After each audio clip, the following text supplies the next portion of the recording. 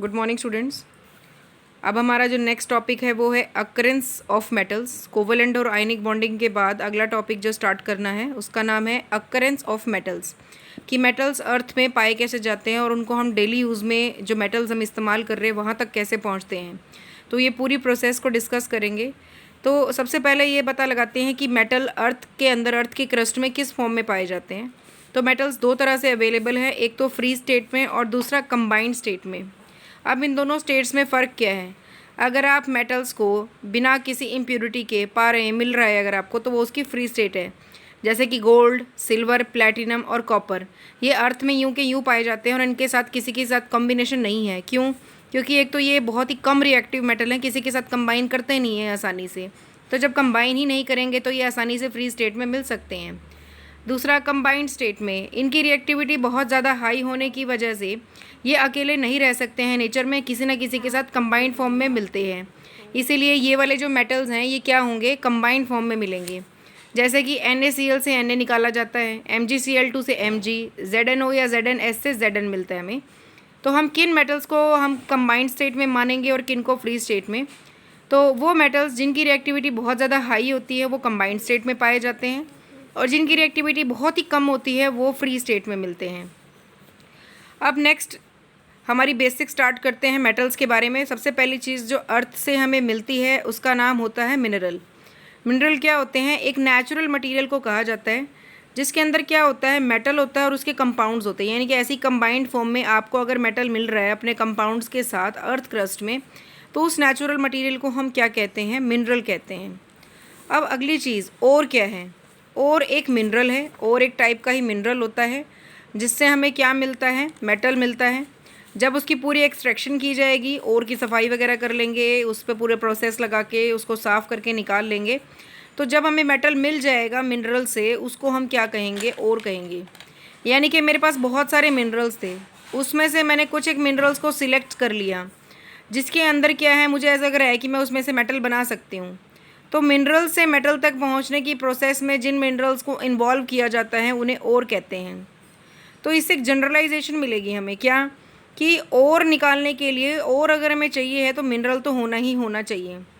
लेकिन सभी मिनरल्स और बन जाएंगे ऐसा ज़रूरी भी नहीं है। तभी तो उसने कहा कि वही मिनरल जिनसे मेटल निकाला जा सकता हो उन्हें और कहा जाएगा। तो इसीलिए हम क्या कहेंगे कि सारे के सारे और क्या होते हैं? मिनरल्स है, क्योंकि वो निकाले मिनरल से गए थे। लेकिन सबके सब मिनरल्स और बने हो ऐसा ज़रूरी भी नहीं है। तो एक डिफ़ाइन क्या बन गई कि all the minerals are not ore but all the ores are minerals. अब कौन कौन से नेचर में और मिलते हैं और कौन कौन से उनसे मेटल बनते होंगे, तो हम उल्टा स्टार्ट कर लेते हैं। और का फॉर्मूला होगा NaCl। इसका कंपाउंड का नाम क्या होगा? NaCl का सोडियम क्लोराइड। अर्थ में ये जैसे पाया जाता है उसका नाम है रॉक सॉल्ट, और इससे जो मेटल निकलेगा उसका नाम होगा सोडियम। ऐसे ही और है जो अर्थ में पाया जाता है वो है Al2O3.2H2O। इसका नाम है एल्यूमिनियम ऑक्साइड। इसका और का नाम, जैसे ये अर्थ में पाया जाता है वो बॉक्साइट है, और इससे जो मेटल निकल के आता है वो है एल्यूमिनियम। ऐसे ही जिंक कार्बोनेट से कैलामाइन, जिंक कार्बोनेट को कैलामाइन और भी कहते हैं। किसका? जिंक का। जिंक ब्लेड यानी कि ZnS को जिंक का और कहते हैं। ऐसे ही आयरन हेमाटाइट और में से निकाला जाता है जिसका फॉर्मूला होता है Fe2O3। यहाँ लिखा हुआ है आयरन 3 ऑक्साइड, इसका मतलब आयरन Fe3+ फॉर्म में यहाँ प्रेजेंट है। ऐसे ही कॉपर क्यूपराइट और कॉपर ग्लैंस की फॉर्म में अर्थ में अवेलेबल है, और की फॉर्म में। फॉर्मूला कैसे लिखेंगे? क्यूपराइट का Cu2O और कॉपर ग्लैंस का लिखेंगे Cu2S। दोनों के ब्रैकेट में 1 लिखा गया है, इसका मतलब यहाँ कॉपर की जो ऑक्सीडेशन स्टेट है वो 1 है। अब एक और मेटल है हमारे पास, जैसे कि मरकरी। मरकरी का जो और है वो अर्थ में जो पाया जाता है वो है सिनाबार। सिनाबार का फॉर्मूला Hgs। इसे मरकरी 2 सल्फाइड भी कहेंगे। 2 का मतलब यहाँ मरकरी +2 ऑक्सीडेशन स्टेट में है। अब आते हैं नेक्स्ट स्टेप पर, एक्सट्रैक्शन ऑफ मेटल्स पर, कि मैं मेटल को एक्सट्रैक्ट करूँगी कैसे, क्योंकि मुझे जो मेटल मिलेगा वो मुझे और से मिलेगा, और कहाँ से मिलेगा? मिनरल से मिलेगा। तो और से मेटल बनाने की प्रक्रिया को ही क्या कहते हैं? मेटलर्जी कहते हैं। Extraction of metal from the और से मुझे क्या मिलेंगे? फ्री मेटल्स मिल जाएंगे। ऐसा करने के लिए मुझे एक बहुत लंबी चौड़ी प्रोसेस अप्लाई करनी पड़ेगी जिसका नाम है metallurgy. Extraction of metal from there ores में से मेटल बनाने की प्रोसेस को ही क्या कहते हैं? मेटलर्जी कहते हैं। अब ऐसा करने के लिए हमें कुछ स्टेप्स लगाने पड़ते हैं। पहला स्टेप है कंसंट्रेशन ऑफ ओर। ओर को कॉन्सेंट्रेट करने का क्या मतलब है कि ओर अकेला तो है नहीं, ओर में मेटल के साथ साथ बहुत सारी इम्प्योरिटीज़ भी प्रेजेंट होती हैं। अगर मैं इम्प्योरिटीज़ को ख़त्म करके सिर्फ प्योर ओर को इकट्ठा करूं तो मैं उसे कहूँगी कंसंट्रेशन ऑफ ओर। अब दूसरा मेथड है कन्वर्जन ऑफ। उसी ओर को मैं कन्वर्ट करूँगी मेटल की फॉर्म में, और थर्ड फॉर्म में उस मेटल को मैं रिफाइन कर दूँगी, बिल्कुल क्लीन कर दूँगी। तो पहला स्टेप है concentration of ore. Concentration of ore का मतलब हम एनरिचमेंट ऑफ ओर भी कह सकते हैं, क्योंकि मैंने अभी अभी एक बात कही कि ओर में से अगर मैं इम्प्योरिटीज़ घटा के प्योर मेटल की संख्या बढ़ा रही हूँ तो उसे एनरिचमेंट का भी नाम दिया जा सकता है। कंसंट्रेशन ऑफ ओर में ओर क्या है, एक इम्प्योर कंपाउंड है, उसके अंदर मेटल ज़रूर प्रेजेंट है लेकिन फ़िलहाल वो इम्प्योर है। इम्प्योरिटीज़ कैसी कैसी हो सकती हैं, सैंड की, रॉकी मटेरियल की, अर्थी पार्टिकल्स की, लाइमस्टोन की, माइका की, ऐसी कोई भी इम्प्योरिटी ओर के अंदर मेटल के साथ प्रेजेंट हो सकती है। इन सभी इम्प्योरिटीज़ को ओर ने एक कॉमन नाम दिया, जिसका नाम क्या रखा गया, गैंग।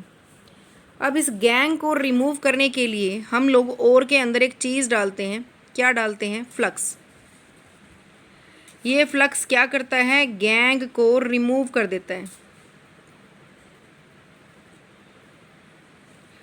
अब ये मेथड क्या है, the process of removing gangue from ore. तो कंसंट्रेशन में हम कर ही क्या रहे थे, इस गैंग को ख़त्म कर रहे थे। तो process of removing gangue from ore किस कारण से, due to difference in physical and chemical properties of gangue in ore. Ore के अंदर अलग अलग चीज़ें प्रेजेंट होने की वजह से उनकी प्रॉपर्टीज़ में भी डिफरेंस होगा, जिसके कारण जो है हम लोग ओर को आसानी से गैंग से अलग कर पाएंगे। मतलब ऐसा हो गया कि जैसे घर में गेहूँ धोते हैं तो गेहूँ को टब में डाल देते हैं, तो पानी में जो गंदगी है वो घुलकर पानी के साथ बाहर आ जाती है, जबकि गेहूँ पानी में नीचे बैठ जाती है। तो जो गंदगी थी गेहूँ की वो गैंग बन गई, और जो गेहूँ पीछे से बच गया है वो ओर बन गया। अब उस गेहूँ को पिसवाएंगे तो आटा मिल जाएगा, तो ओर से मेटल निकल गया। इम्प्योरिटी मैंने रिमूव कर दी, किससे, मेथड से। मुझे एक तरीका पता था कि इसमें गेहूँ में जो गंदगी है वो पानी से साफ़ हो सकती है, तो ये फिज़िकल प्रॉपर्टी मुझे उसकी पता थी, जिसका इस्तेमाल करके मैंने ओर को कॉन्सेंट्रेट कर लिया। अब नेक्स्ट मेथड है कि मुझे कन्वर्ट करना है अपने कंसंट्रेटेड ओर को किस में, मेटल में। तो सबसे पहले मैं मेटल्स की कैटेगरी को जान लेती हूँ। मुझे अच्छे से पता है कि मेटल्स जो हैं 3 टाइप के हो सकते हैं। केदारनाथ के माली की सीरीज़ के हिसाब से मेटल्स को 3 कैटेगरी में बांट दिया गया, metals of high reactivity, metals of medium reactivity and metals of least reactivity. ये मैंने सीरीज़ बना दी है। केदारनाथ का माली आलू ज़रा फीके से पकाता है, कौन है आज आएगा पता नहीं। अब मैंने इनको 3 हिस्सों में बांट दिया। मैंने इन मेटल्स को यहाँ तक, आलू तक यानी कि एल्यूमिनियम तक हाई में, जिंक से कॉपर तक मीडियम में, और फिर मरकरी, गोल्ड, ये सब मैंने इसमें किस में रख दिए, इसको लो में रख दिए। अब आप सोच रहे होंगे कॉपर का नाम यहाँ भी है, कॉपर का नाम यहाँ भी है। वो इसलिए क्योंकि कॉपर जो है दोनों फॉर्म में अवेलेबल है, क्योंकि कॉपर हाइड्रोजन के बैरियर पे बैठा हुआ था, हाइड्रोजन के नीचे ही कॉपर था। तो कॉपर हाइड्रोजन की कई बार बराबरी में भी पहुँच जाता है और कई बार नीचे भी आ जाता है। तो कॉपर जो है कार्बोनेट्स की फॉर्म में भी प्रेजेंट हो सकता है, और कॉपर डायरेक्टली वैसे भी ऑक्साइड की फॉर्म में भी प्रेजेंट हो सकता है। तो दोनों ही बातें उसके लिए मानी जा सकती हैं। अब मैं क्या करूँगी, अगर मुझे पता चल रहा है कि मेरा मेटल बहुत ही हाई रिएक्टिविटी का है, तो उसे साफ़ करने के लिए मुझे मेथड बहुत एडवांस यूज़ करने पड़ेंगे। तो अगर मैं हाई रिएक्टिविटी के मेटल को एक्सट्रैक्ट करना चाहती हूँ तो मुझे करनी पड़ेगी इलेक्ट्रोलिसिस। इलेक्ट्रोलिसिस का प्रोसेस आपके लिए नया नहीं है, क्योंकि चैप्टर 1 में आप इलेक्ट्रोलिसिस के बारे में पढ़ चुके हैं। यहाँ पर इलेक्ट्रोलाइसिस किसकी की जाती है, किसी भी मोल्टन ओर की करेंगे हम लोग। याद रखिएगा, ओर लेना है लेकिन कौन सी फॉर्म में, पिघली हुई फॉर्म में, पानी में मत घोल देना उसको। ओर को हम पिघलाना है, और पिघलाने के बाद उसकी इलेक्ट्रोलिसिस करनी है। अब हम कंफ्यूज हो जाते हैं कि भी किस टाइप का ओर क्या करना है, किसकी एक्सट्रैक्शन करनी है। यहाँ तो मेटल्स की बात चल रही थी, तो यहाँ पर जो आपके हाई रिएक्टिविटी के मेटल्स हैं वो अकेले नहीं हैं, वो कंबाइंड फॉर्म में प्रेजेंट है, क्योंकि इनकी रिएक्टिविटी बहुत ज़्यादा हाई थी। तो ये कंबाइंड फॉर्म में नेचर में मिलते हैं। अब कैसी कैसी फॉर्म में मिल सकते हैं, या तो ये नेचर में क्लोराइड की फॉर्म में मिलेंगे, या फिर ये नेचर में ऑक्साइड की फॉर्म में मिलेंगे। अब सबसे कॉमन एग्जांपल जो क्लोराइड का आपने सुन रखा है किसी भी मेटल का, वो है NaCl, KCl, MgCl2, AlCl3, CaCl2। अब इनमें से जो मेटल्स हैं वो कौन कौन है, पोटेशियम, सोडियम, मैग्नीशियम, एल्यूमिनियम, और लास्ट आ गया कैल्शियम। मुझे इनमें से ये मेटल्स निकालने हैं, तो उसके लिए मुझे इनके साथ जो बंदे अटैच्ड हैं उनको रिमूव करना पड़ेगा। उनको रिमूव करने के लिए इलेक्ट्रोलिसिस यूज़ हो रही है। या फिर अगर ऑक्साइड की फॉर्म में प्रेजेंट है, ऑक्साइड कैसे, जैसे MgO, CaO, ये ऑक्साइड फॉर्म हो गई इनकी। तो अगर मुझे या तो इनमें से मेटल निकालना पड़ेगा या फिर इस फॉर्म में से मेटल निकालना पड़ेगा, तो इन दोनों को ही करने के लिए मुझे इलेक्ट्रोलिसिस का इस्तेमाल करना पड़ेगा। सेकंड पे आते हैं मीडियम वाली पे। अब मीडियम वाली में क्या कह रहा है, जैसे ऊपर वाले क्लोराइड या ऑक्साइड की फॉर्म में थे, मीडियम वाले जो होते हैं वो या तो कार्बोनेट की फॉर्म में धरती में पाए जाते हैं या सल्फाइड की फॉर्म में। जैसे जिंक का ले लिया, जिंक कार्बोनेट, और जिंक का ही सल्फाइड में लूँ तो ZnS। ऐसे ही हर एक का बना सकते हैं आप, Fe का FeCO3, Fe का FeS, Pb का PbO और PbS, Cu का CuCO3 और CuS, ऐसे आप सबके बना सकते हैं। तो इनके केस में हम क्या करेंगे, तो इनके लिए सबसे पहला मेथड क्या है कि पहले तो आप इनके कार्बोनेट्स को या सल्फाइड्स को पहले आप कन्वर्ट कर लो किस में, ऑक्साइड की फॉर्म में।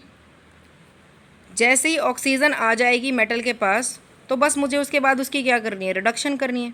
रिडक्शन का मतलब क्या होता है, रिमूवल ऑफ ऑक्सीजन। अगर मेटल से ऑक्सीजन रिमूव करवानी है तो रिडक्शन ही तो करनी है। तो उस ऑक्सीजन को लेने के लिए कौन आएगा, यहाँ पे कार्बन ले जाएगा और आपके मेटल को फ्री छोड़ जाएगा। थर्ड है मेटल्स ऑफ लीस्ट रिएक्टिविटी, जिनकी किसी से रिएक्टिविटी नहीं है, तो उनको हम रिड्यूस करने के लिए हीटिंग के मेथड का भी यूज़ कर सकते हैं। नॉर्मली हीट कर देंगे तो हो जाएगा। अब बचा गोल्ड, सिल्वर और प्लैटिनम। भाई ये तो प्योर फॉर्म में ही मिलते हैं, तो इनको तो एक्सट्रैक्ट करने की ज़रूरत ही नहीं है, इनकी तो बस रिफाइनिंग होती है। अब मैं पहला मेथड डिस्कस करती हूँ, extraction of metals of high reactivity. उन मेटल्स का एक्सट्रैक्शन करेंगे जिनकी रिएक्टिविटी बहुत ज़्यादा हाई होती है। जैसा कि मैंने कहा था, यहाँ से मैं इन मेटल्स की बात करूँगी। इनकी मैं क्लोराइड फॉर्म इस टाइम समझाने के लिए यूज़ कर रही हूँ, और एग्जाम्पल मैं ले रही हूँ NaCl का। मेथड ऑफ एक्सट्रैक्शन पढ़ रहे हैं, NaCl की मोल्टन फॉर्म को लेंगे और उसकी इलेक्ट्रोलिसिस करेंगे।